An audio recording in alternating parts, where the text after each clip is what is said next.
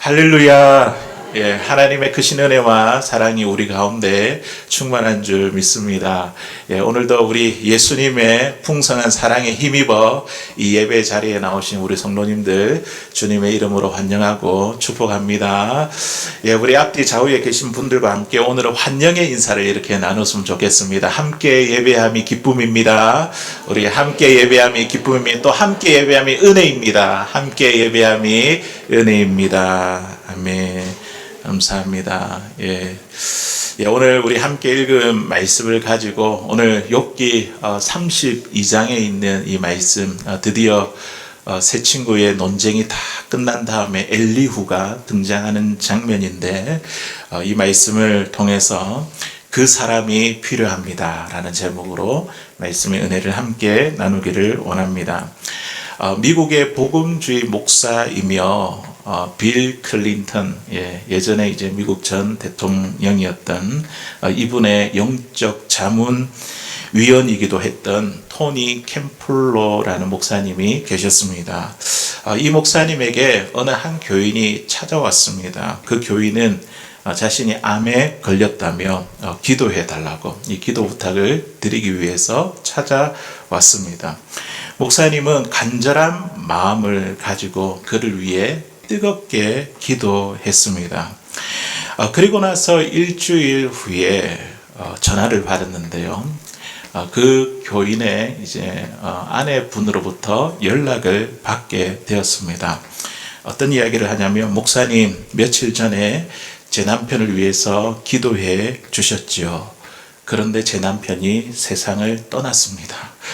이 이야기를 듣는데 목사님 가슴이 덜컹했습니다. 항의하는 전화가 아닌가. 기도했는데 왜 암이 낫지 않고 남편 세상 떠났다고 그렇게 항의하는 것이 아닌가. 가슴이 덜컹했습니다.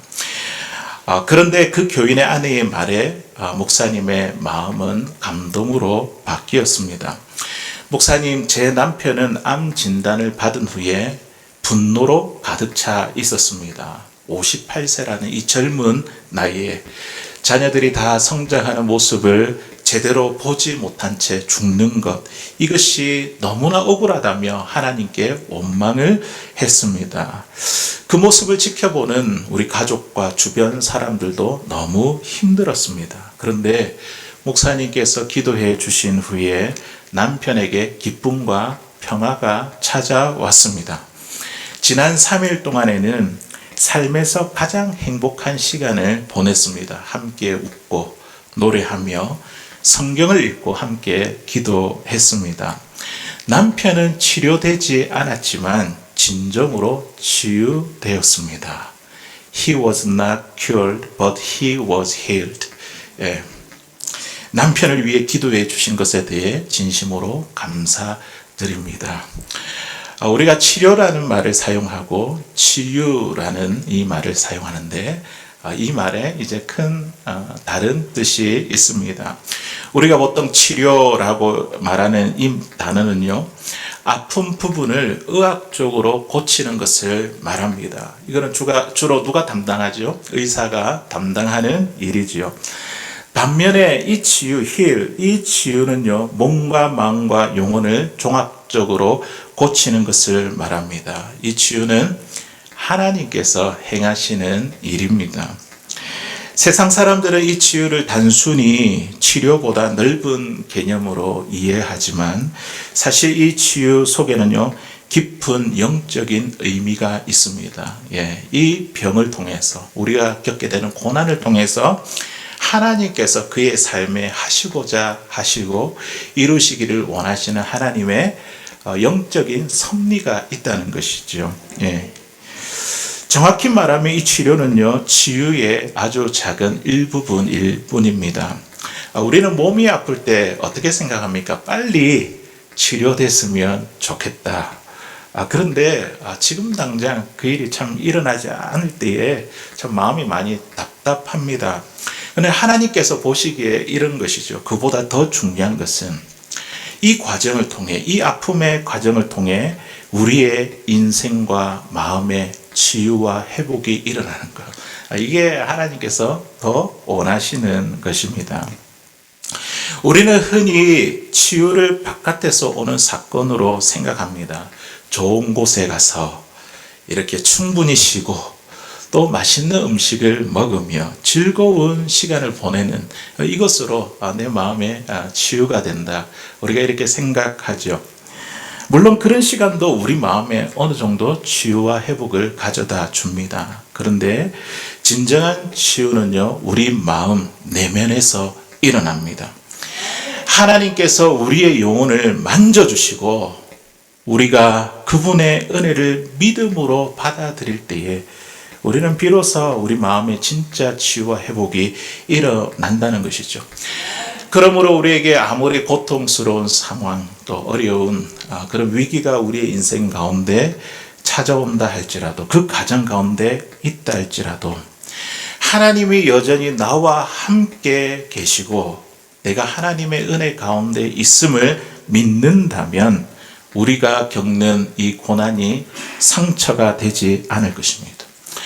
오히려 우리를 그 속에서 우리의 인생과 마음의 치유와 회복을 일으켜 주시는 하나님의 능력을 경험하게 될 것입니다.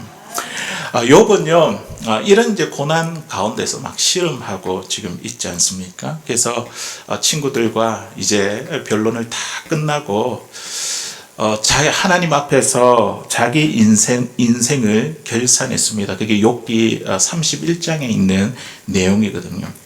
그가 하나님 앞에서 얼마나 의롭게 살려고 몸부림쳤는지 이 점검 체크리스트를 이렇게 작성하듯 하나하나 자기의 삶을 세밀하게 돌아보았습니다. 그러면서 이런 이야기도 하죠. 내가 만일 계속 내가 이런 죄를 저질렀다면, 이런 일을 했다고 한다면 나는 하나님께 이런 심판을 받기를 원하노라. 그 친구들이 지난주에 우리가 나눌 때 어떤 이야기를 합니까? 네가 지금 배고픈 것, 목이 마른 것, 네가 평소에 고아와 과부와 같은 약한 자들을 배고픈 자에게 먹을 것을 주지 않았기 때문이고 그들에게 물을 주지 않았기 때문이다. 이런 이야기를 했었잖아요. 욥이 보니까 이렇게 이야기, 내가 언제 고아와 과부와 약한 자들을 그렇게 대했단 말인가? 누구든지 나의 변명을 들어다오. 나의 서명이 여기 있으니 나를 고발할 자가 있으면 고소장을 쓰라. 31절 35절에 나오죠. 욥은 자신의 무죄함을 호소했습니다. 그리고 마침내 마지막 결론을 이렇게 내렸습니다. 그 말씀이 우리가 읽은 말씀입니다. 우리 32장 1절에 있는 말씀 같이 읽어보겠습니다. 시작. 욥이 자신을 의인으로 여김으로 그 세 사람이 말을 그치니. 아멘. 욥이 어떻게 결론을 내렸습니까? 정말 이렇게 하려고 했던 건 아닌 것 같아요. 그의 결론이 이렇게 친구들하고 이야기하면서 이렇게 결론이 지어진 것 같아요. 욥이 자신을 의인으로 결론을 내리자 친구들은 더 이상 할 말이 없었습니다. 지금까지 긴 논쟁이 이어졌지만 끝까지 서로 평행선을 그었을 뿐이었습니다. 그렇다고 한다면 이 타이밍에 누가 나타나야 됩니까? 이제 그 대답을 할 수 있는 사실 하나님이 나타나셔가지고 여기에 대해서 선악간에 우리 하나님 대답하시고 판단해 주셔야 합니다. 논리적으로는 하나님께서 직접 나타나셔서 대답해 주셔야 하는데 그런데 하나님보다 앞서 한 사람이 등장합니다. 그 사람이 바로 엘리후입니다. 성경은 그 사람을 이렇게 소개합니다. 우리 2절에 있는 말씀 같이 읽어보겠습니다. 시작. 람 종족 부수 사람 바라겔의 아들 엘리후가 화를 내니 그가 욥에게 화를 내면 욥이 하나님보다 자기가 의롭다 하며. 아멘. 엘리후를 소개하는데 그 수식어가 굉장히 많습니다. 람 종족 부수 사람 바라겔의 아들 엘리후, 이런 수식어가 굉장히 많이 붙습니다. 엘리후, 이 사람의 이름의 뜻은요, 우리 성경에 엘이라고 나오면 하나님이라는 뜻이죠. 그는 나의 하나님, 이런 뜻을 가지고 있습니다. 신앙의 가문의 사람이죠. 그를 이렇게 길게 소개하는 것, 람 종족 부수 사람, 또 바라겔의 아들, 이 바라겔, 이 바라겔이라는 뜻은 하나님께서 축복하셨다. 그러니까 신앙적으로 굉장히 뼈대에 있는 그런 집안이었던 것 같습니다. 이렇게 가문까지 자세히 말한다는 것은요, 그가 보통 집안의 출신이 아니라는 것입니다. 아버지 이름만 대면 다 알아주는 그 뼈대에 있는 집안, 공부도 많이 하고 신앙도 좋은 사람이었습니다. 게다가 본인을 계속 연소한 자, 나이가 어린 자, 아직 젊은 이였습니다.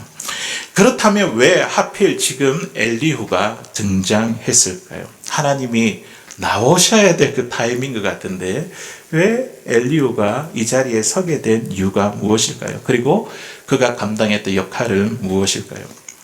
엘리후가 등장해서 제일 먼저 한 일이 방금 읽은 말씀을 보니까 어떤 일을 했습니까? 화를 냈습니다. 욥에게 화를 내는 일이었습니다. 아니 갑자기 왜 화를 내는 것일까요? 사실은 우리가 본문을 읽어봤지만 갑작스럽게 이야기를 꺼내는 것은 아니었습니다. 그는 욥과 세 친구의 이 대화를 처음부터 끝까지 다 듣고 있었습니다.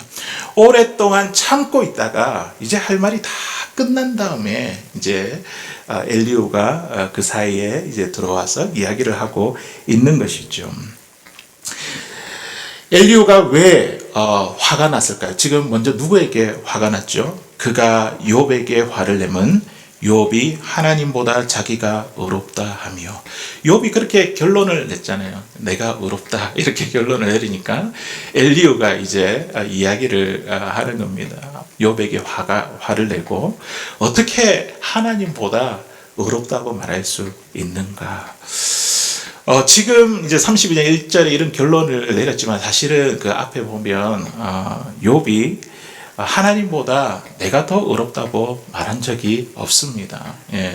욥은 단지 내 고난은 내 죄 때문이 아니다, 이것을 이제 주장했을 뿐이죠. 그런데 이 세 친구들의 귀에는 이것이 나는 의롭다는 말처럼 들렸고 결국 하나님이 불의하시다는 결론처럼 비춰지고 말았습니다. 그래서 엘리후가 지금 화를 낸 것이죠. 하나님은 공평하시고 의로우신 분이신데, 사랑이 많으신 분이신데 욥의 말로 인해서 마치 하나님이 불의한 분인 것처럼 오해를 받는 상황이 되었기 때문입니다. 엘리후 이 분노는요, 단순히 욥을 향해서 화를 내는 그런 것이 아니라 하나님의 영광을 변호하기 위한 거룩한 분노였습니다. 엘리후가 화를 낸 또 다른 이유가 있습니다. 보니까 욥에게만 화를 냈을까요? 아니죠. 세 친구들에게도 화를 냈습니다. 3절에 있는 말씀 우리 같이 읽어보겠습니다. 시작. 또 세 친구에게 화를 내면 그들이 능히 대답하지 못하면서도 욥을 정죄함이라. 아멘.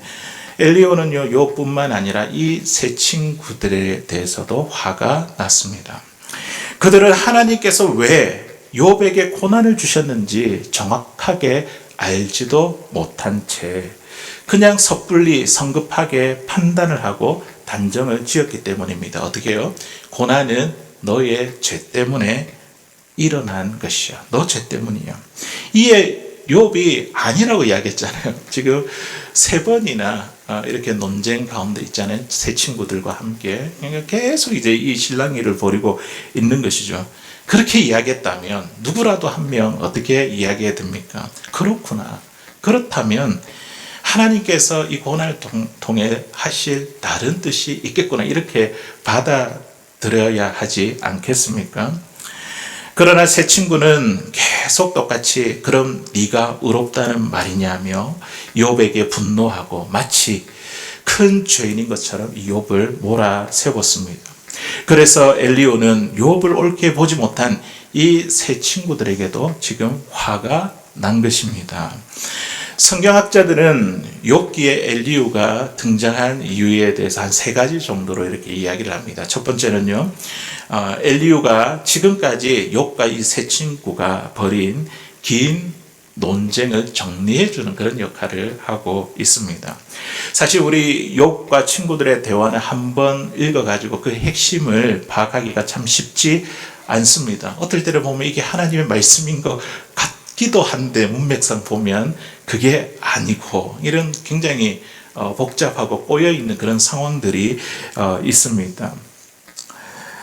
그래서 하나님이 나중에 직접 나타나셔서 이제 말씀하시잖아요. 그 나타나서 말씀하시기 전에 잠시 멈추어 엘리후가 지금까지 욥과 이 세 친구들에게 무슨 이야기가 오고 갔는지, 일이 있었는지 되짚어 보게 하신 것입니다. 이것은 우리처럼 욥기를 읽고 있는 독자들을 위한 하나님의 친절한 배려라고 할 수 있습니다. 두 번째 욥이 등장한 이유는요, 욥과 세 친구들 사이에 격해진 감정을 가라앉히는 그런 역할을 했습니다. 논쟁이 길어지고 또 치열해지다 보니 그들의 마음은 이미 상할 대로 상해 있었습니다. 마음이 상하면요, 우리 은혜 받지를 못합니다. 맞죠? 상한 마음을 가지고, 미운 마음을 가지고 예배자리에 나오면 하나님을 만나는데 굉장히 방해가 되는 거예요. 하나님 먼저 만나기 전에 이제 이 문제를 지금 처리하고 있는 것이죠. 하나님을 만나려면 마음이 먼저 고요하고 평안해져야 됩니다. 흥분된 마음을 가라앉히고. 엘리후는 그들의 격한 감정을 잠재우고 마음을 차분히 준비시켜 하나님 앞에 진정으로 설 수 있도록 돕는 그런 역할을 한 것이죠. 세 번째, 엘리후는요, 고난에 대한 새로운 관점을 제시했습니다. 그의 말을 통해 욥과 세 친구들이 하나님에 대해서 더 깊이 이해하게 하고 이 고난의 의미를 새롭게 바라볼 수 있도록 도와주었습니다. 결국 엘리후는요, 그들 사이의 갈등을 완화시키고 또 상처난 마음을 어루만지며 다시 하나님께로 이끄는 이 중재자의 역할을 감당한 사람이었습니다. 우리는 오늘 이 엘리후를 통해서 참 우리가 사람과 사람 사이, 또 하나님과 사람 사이에 참 중재자의 중요함을 우리는 배울 수 있습니다.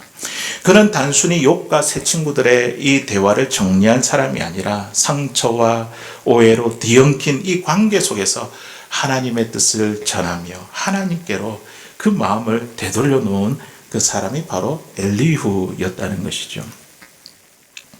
엘리후는 논쟁의 한가운데 사람들 사이에 이 감정을 가라앉히고 진리를 바로 세우며 하나님께서 일할 수 있는 그 길을 열어주는 역할을 했습니다.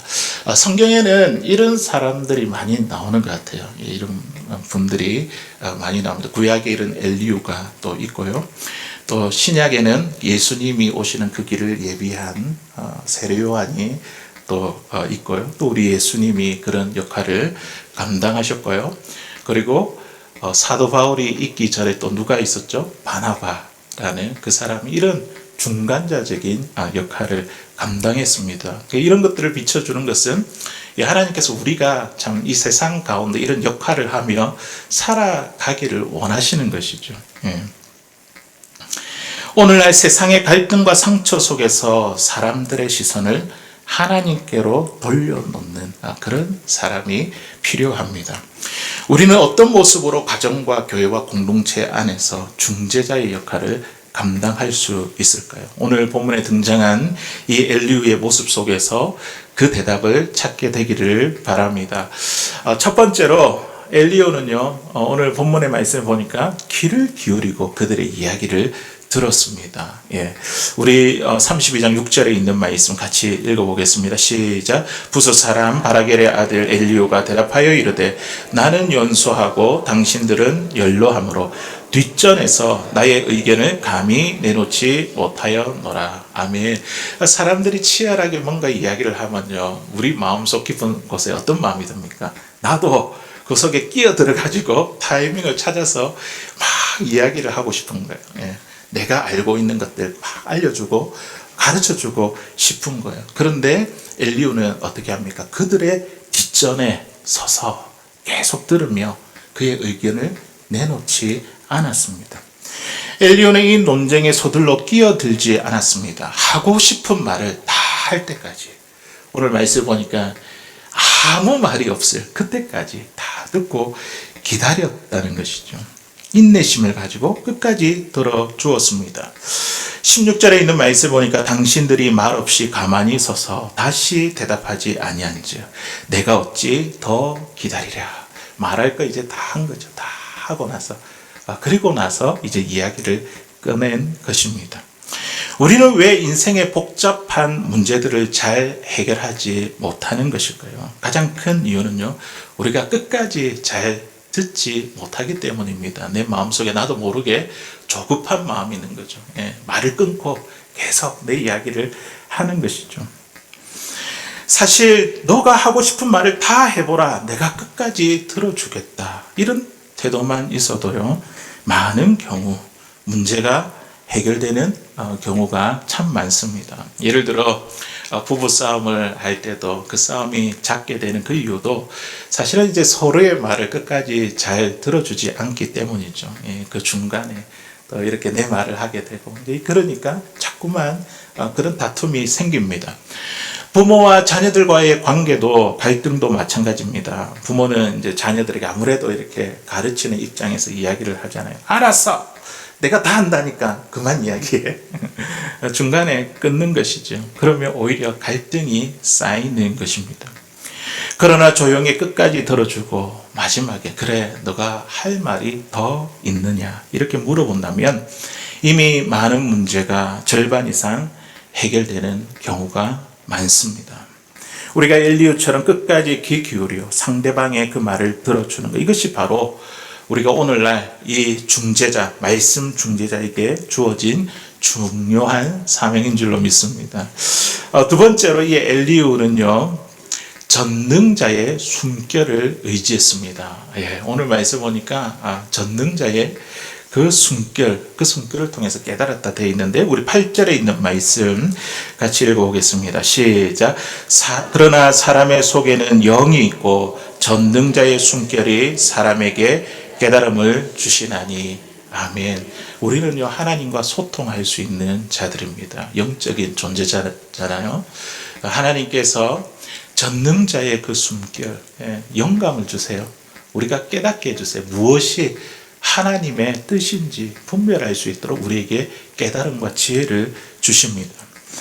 엘리후는 자신의 감정과 경험과 지식으로 그들을 판단하지 않고 하나님이 주신 영광과 그 전능자의 숨결을 의지해서 말했습니다. 나도 당신과 같은 사람입니다. 다만 하나님께서 나에게 말씀하시니 내가 그 말씀을 전하려 할 뿐입니다. 이런 고백하는 마음이었죠. 18절에 있는 말씀 보니까 내 속에 말이 가득하여 내 영이 나를 압박함이니이다.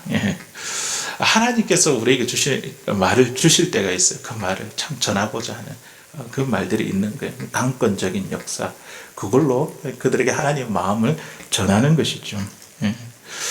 그는 사랑의 마음으로 하나님의 도구가 되어 하나님께서 그 사람에게 전하고자 하시는 말씀을 전한 것입니다.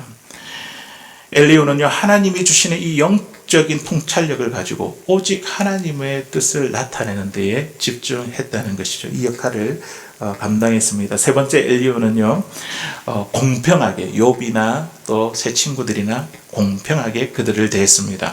우리 21절에 있는 말씀 우리 같이 읽어보겠습니다. 시작. 나는 결코 사람의 낯을 보지 아니하며 사람에게 영광을 돌리지 아니하리니. 아멘. 우리도 모르게 편견이 있고요, 선입관을 갖게 됩니다. 누군가 이런 이야기를 하게 되면 그 사람을 볼 때 이런 선입관과 편견을 가지고 그 사람을 보게 됩니다.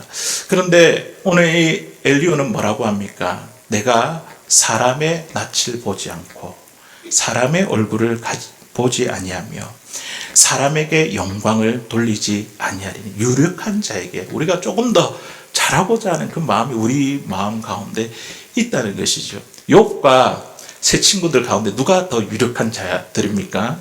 욥은 이제 곧 죽을 사람일 거 보면 이 새 친구가 유력한 사람이죠. 그러면 우리도 모르게 이 새 친구 편을 들기가 쉬운 것이죠. 그러나 엘리후는 이런 편견 없이 공평하게 욥과 새 친구를 대했습니다. 욕만 편을 들거나 또 새 친구들 편만 들지 않았습니다. 오늘 욥에게도 화를 내고 그리고 또 그 새 친구들에게 화를 냈죠. 한쪽으로 치우치지 않고 사람의 지위나 체면 눈치를 보거나 아첨하지 않았습니다. 그는 단지 하나님께서 주시는 마음을 가지고 옳으면 옳다, 그르면 그르다고 그렇게 말했을 뿐입니다. 욥과 친구들은 서로 타협점을 찾지 못했지만 엘리후는요, 그들 모두에게 공평한 자세를 유지하며 양쪽 입장을 넘어 신앙적인 관점으로 그들에게 접근했습니다. 이것이 바로 이 사람이 바로 중재자의 역할을 하는 사람이라는 것이죠. 엘리후를 통해 우리는 하나님과의 관계의 이 회복을 돕도록 중재자의 역할이 어떤 것인지 우리는 배울 수가 있습니다. 우리는 삶을 살아가면서 다른 사람을 권면하거나 위로하고 또 충고하거나 상담할 때가 더러 있습니다. 그럴 때는 우리는요, 이 원칙을 기억할 수 있기를 바랍니다. 첫 번째 어떻게 해요? 끝까지 상대방의 이야기를 들어주겠다. 그리고 두 번째는 어떻게 해요? 그 사람을 내 경험과 지식과 그리고 감정으로 판단하는 것이 아니라 하나님이 주시는 이 전능하신 하나님의 숨결, 영적인 깨달음을 가지고 하나님의 마음을 전달하겠다. 그리고 마지막으로 신앙적인 관점을 가지고 공평하게 대하는 것. 이렇게 할 때 우리는 엘리후처럼 하나님과 사람 사이의 올바른 관계를 회복하도록 돕는 말씀의 중재자가 될 수 있습니다. 지난번 우리 덴버 지역의 연합부흥 집회 강사로 오신 우리 김영복 목사님, 이분이 나눠주신 간증들이 몇 가지가 있었습니다. 이 목사님 처음에 사역한 교회가 워싱턴에 있는 워싱턴 한인 교회였는데요. 굉장히 이제 유서 깊은 교회더라고요. 한국 전쟁 당시에 우리 조국이 이민 벌써 이렇게 온 것이죠. 와가지고 우리 조국이 이렇게 전쟁이 났는데 우리가 가만히 이렇게 있을 수가 없다. 그래서 모여서 기도하기 시작해서 모였던 교회가 워싱턴 한인교회라 그렇게 이야기를 하더라고요. 이 교회에 부임하게 되었는데 당시에는 한 1,500명이 모이는 아주 큰 교회였습니다. 교회가 아무래도 이제 몸집이 크니까 이제 개척교회를 준비를 하고 지교회를 개척하게 되었는데요. 시간이 지나 이 교회에 문제가 생기면서 그 교회의 담임 목사님이 떠나게 되었고 30명 정도의 성도만 남게 되었습니다. 이제 이 목사님은 교회에서 1부, 2부, 3부 예배를 인도하고 오후에는 또 지교회에 가서 예배를 인도하게 되었습니다. 그러면서 이제 교회를 지키게 되었는데요. 하지만 이 6년이 지나도록 아직까지 목사 청빙은 이루어지지 않았고 그 교회를 폐쇄해야 될 그 위기에 이르게 되었습니다. 그동안 이 교회를 개척하기 위해 많은 분들의 헌신과 또 눈물과 이런 정성들이 있었는데 또 이 목사님은 6년 동안 한 번도 빠지지 않고 그 교회 예배를 인도하며 또 교회를 지켜 나왔는데 이 폐쇄 결정을 하기란 목사님 마음에 굉장히 큰 부담감이 되었습니다. 목사님이 기도하던 가운데에 내가 직접 이 지교회를 가야 되겠다. 그런 마음의 감동을 받게 되었습니다. 그래서 리더십들에게 이 사실을 이제 알리고 또 이 감리교니까 감독회에 이 지교회에 파송을 해달라고 이렇게 요청을 드렸습니다. 하지만 많은 사람들이 이런저런 이유로 목사님의 그 결정을 반대했습니다. 여기는 1,500명이고 여기는 30명인데 목사님 누가 더 중요합니까? 여기에 1,500명이 더 중요한데 왜 그게 가려고 하시냐고 이제 그렇게 이제 이야기를 하고 그게 가시면 우리 교회 어려움이 오면 목사님 어떻게 하겠습니까? 이런 이제 인간적인 생각들 이야기들 막 오고 가고 했습니다. 이 모든 이야기를 다 듣고 한 장로님이 이렇게 이야기했습니다. 목사님이 이 일을 위해 하나님의 뜻을 구하고 기도하며 결정하셨을 텐데 하나님의 뜻이라면 우리가 목사님을 이 지교회로 보내드려야 하지 않겠습니까? 만일 목사님이 떠난 후에 우리 교회에 어려움이 생긴다 하더라도 그건 역시 하나님의 뜻에 있는 것이 아닐까요? 이런 이야기를 했거든요. 이런 이야기를 하니까 결국 왈가불가하는 그런 여러 가지 인간적인 생각들이 다 사라졌습니다. 하나님이 주시는 깨달음과 통찰력을 가지고 하나님의 뜻에 가까운 그 이야기가 나오자 더 이상 반대가 없었습니다. 그 후에 이 김 목사님은요, 지교회에 가서 이제 담임 목회를 하게 되었고, 교회는 다시 성장하며 안정을 되찾았습니다. 그런데 당시에 이 교회가 미국 교회에 이제 렌트를 하고 있었는데요. 그 해에 비가 참 많이 와서 지붕에 물이 새는 그런 어려움이 있었습니다. 주인 교회, 미국 교회에서 이제 렌트하고 있는 이 세입자 이 교회에게 지붕 공사 비용을 좀 이렇게 같이 이렇게 함께 또 지불 담당해 달라고 지원해 달라고 그렇게 요청이 들어왔습니다. 그 해에 교회 재정에 남은 잔액이 한 13만 불 정도 됐다고 합니다. 그 당시면 굉장히 큰 금액이죠. 예. 또 이제 성도들이 모여가지고 우리가 그러면 얼마를 이 지붕 공사하는 데에 헌금할지 여기에 대해서 의논을 하게 되었습니다. 다양한 의견이 나왔습니다. 어떤 분은 2만 불을 하자. 또 어떤 분은 5만 불을 하자. 또 어떤 분은 우리가 주인도 아닌데 주인 교회에서 지붕 공사를 다 해야 되지 않느냐. 우리는 안 내는 게 좋겠다. 이런 다양한 의견이 나왔습니다. 자, 그런데 그 가운데에 어떤 한 집사님이 이렇게 이야기를 했습니다. 우리가 지금 렌트를 하고 있지만 이 교회 역시 하나님의 교회가 아닙니까? 우리가 갖고 있는 13만 불 다 헌금합시다. 그렇게 이야기했는데요. 그 이후로부터 사람들이 아무 대답이 없는 거예요. 하나님이 주시는 깨달음과 통찰력을 가지고 하나님이 기뻐하시는 그 뜻에 가까운 이야기가 나오자 더 이상 반대가 없었습니다. 이처럼 우리가 하나님의 마음을 전하고 하나님의 뜻에 맞추는 그 역할을 감당할 수 있는 오늘날 엘리야와 같은 사람이 우리에게 필요합니다.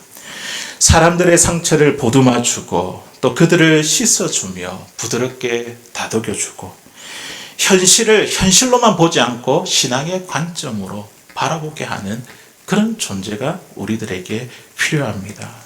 그런 사람이 있을 때요, 우리 공동체 안에 우리의 마음은 고요해지고 또 그 마음 속에 치유가 시작되며 그 문제를 새로운 눈으로 바라보게 됩니다. 하나님을 바라보게 되고 그 속에서 하나님의 음성을 듣게 되고 결국 문제의 해결로 나아갈 수 있다는 것이죠. 사랑하는 성도 여러분, 오늘날 세상에는요, 상처받고 깨어진 심령들이 곳곳에 있습니다. 누가 그들을 위로하고 하나님께로 이끌어 진정한 치유가 일어날 수 있도록 도울 수 있을까요? 오늘날 이 시대에 엘리야와 같은 사람이 필요합니다.